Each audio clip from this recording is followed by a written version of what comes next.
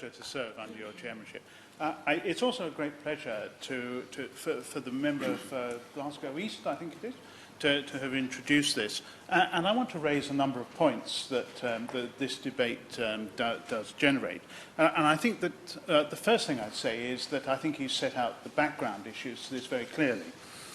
And as indeed he has pointed out, and as the letter from the Catholic Church points out, and makes very clear, this debate is held in the context of the supply of priests, particularly in the summer, and allowing the laity to continue attending Mass. So there are two issues at stake here. There's the laity attending Mass, and there's the priests being allowed a holiday.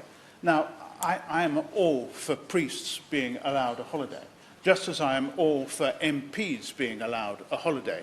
In fact, as an aside, when I first came into this House, a very senior member of this House said to me, when he said, now you're here, you know, the person I would equate yourself with to get the right sort of status is a suffragan bishop.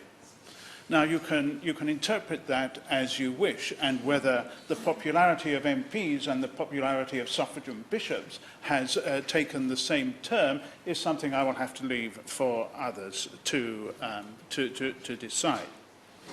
But we've heard how there is a change to require visiting priests to apply under Tier 2 rather than under Tier 5. And that is producing problems, as the Honourable Gentleman has illustrated, in cost for a number of communities. It does also mean that there are English language burdens that they have to suffer, and also that there is a little more red tape than there is under the current scheme. But I'm not sure that I think this, but I think this is not a problem that is widely shared amongst all religious communities. I don't believe that's true. The Honourable Lady is nodding, but I'm going to illustrate how it is not the case in some communities. I accept that it's a case for the Catholic Church, and I accept that it's a case for many others. But the trouble is that we live in a world where it is very difficult for anyone to recruit priests.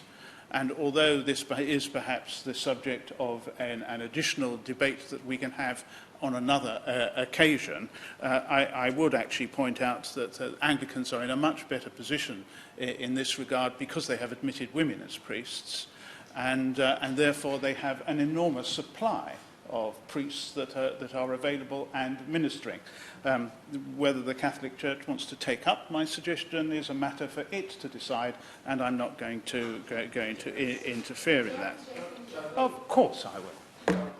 I'm sitting here as a Catholic, utterly stunned by what he's suggesting. The Honourable Gentleman here in Westminster Hall is suggesting that the Catholic Church should change its policies because of what he perceives to be an issue and because of the actions of this government. Yeah. Honestly? Yeah.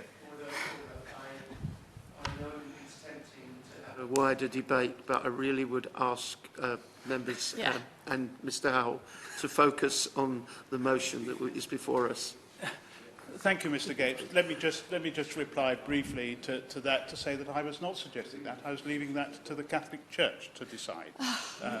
And as I said, that is an issue that we can have a debate on a separate occasion, but I think it is a valid one. Now, I did make inquiries within the Anglican Church about whether they had this problem. And the answer that I got back was no, they did not have this problem. And they did not have this problem for a number of reasons. The first of these reasons was that there is a supply of Anglican women priests, so there is the supply issue is taken care of. But also that the Anglican ministries are organised more and more in teams, so that there is always somebody around, because all the members of the team do not take their holiday at the same time. There is always someone in the team to be able to cover for other ministries. And I do think that that's an important point to bear in mind. Of course I will. Yeah, thank you for giving way. Of course, the Catholic Church is organised in teams as well. They have smaller groups within the Archdiocese, so they will have these smaller groups. But these priests already are stretched to the absolute limit. So when one takes a well-earned break, the others are simply asked to do even more. This is not, it's unsustainable to suggest that they just pick up the slack. Well, it's an interesting point that she makes, but I return to the point that I made. We live in a time when it is very difficult to get enough people to come forward for the priesthood in whichever denomination they wish to be there. Of course, I'll give way to the Honourable. Indeed to the Honourable Gentleman, but you will realise that in my speech I quoted the very Reverend Dr Susan Brown, who is both a woman and a member of the Church of Scotland, which does permit female clergy. If the Church of Scotland, which is not the Catholic Church, is acknowledging that this is a problem and it's not specifically relating to gender, doesn't that kind of drive a collection of horses through his argument? Well, I'm tempted to say that if it's not just a Catholic problem, maybe it's a Scottish problem. Of course I will. Of course I will. I'm very grateful to Honourable Gentleman. I've listened carefully to his argument. But does he accept the issue we should be debating is whether these changes are right in principle? They may not affect every single religious grouping to the same effect, but the question we as parliamentarians should be talking about is, are these changes right in principle? Well, I thank the Right Honourable Lady for her intervention, but I don't see the two as different.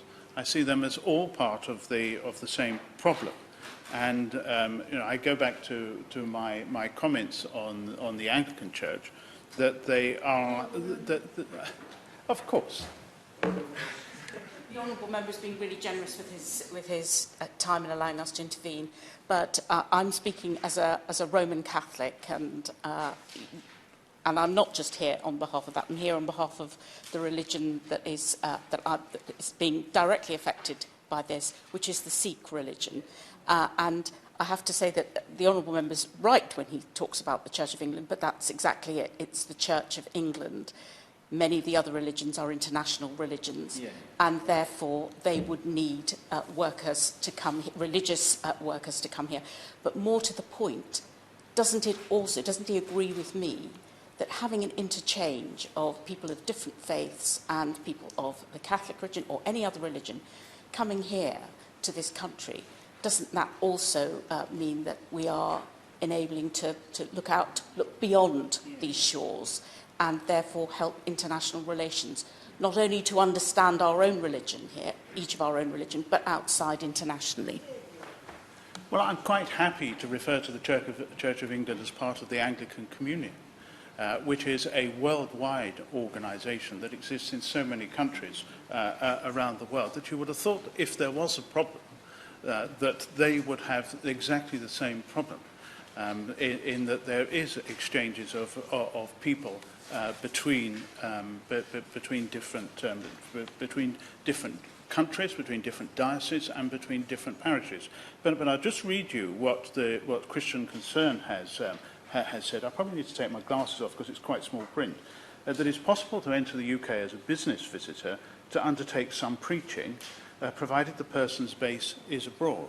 And that is the basis on which there is an exchange of Anglican personnel.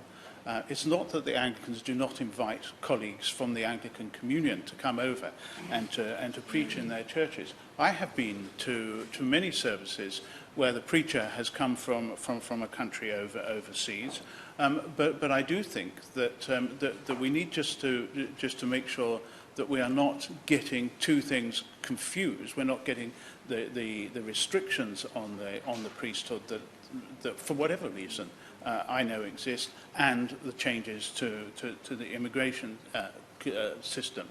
And just lastly, I'll just mention that I also have very close contacts with the Jewish community, and I appreciate that, again, in conversations with the Honourable Gentleman beforehand, he gave the view that the Jewish community in Scotland had the same problems.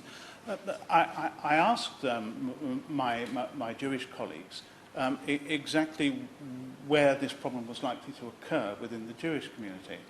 And actually, as far as most if not all of those that I questioned, did not see this as a problem for them. So again, it comes back to a much more complex problem than is just a question of the visas or not. And for those reasons, I offer them up as a view on this issue and as something to widen the debate. Thank you.